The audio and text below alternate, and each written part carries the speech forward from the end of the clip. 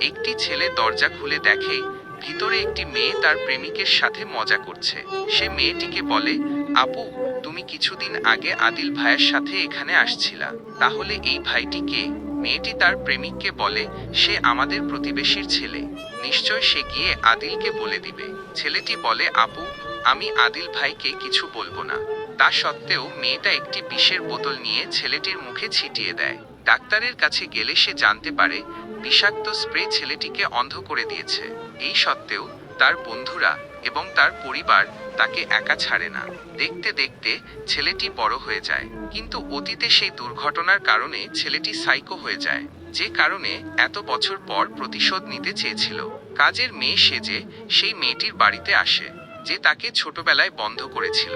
প্রতিশোধের জন্য মেয়েটির চোখে ড্রপ দেওয়ার কথা বলে, তার চোখে বিষ দেয়, আর মেয়েটির চোখে অনেক জ্বালাপোড়া করতে থাকে। তারপর মেয়েটির সামনে ঘরের ভিতরে আগুন দিয়ে নাচতে থাকে।